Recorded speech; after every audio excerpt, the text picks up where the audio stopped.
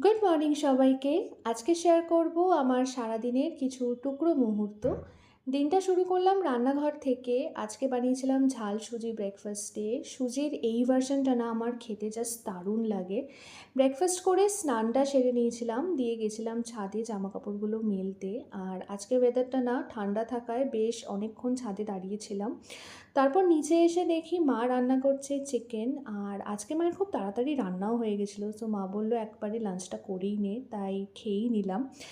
আর চিকেনটা খেতে না দারুণ হয়েছিল, আলু দিয়ে পাতলা করে ঝোল করেছিল মা।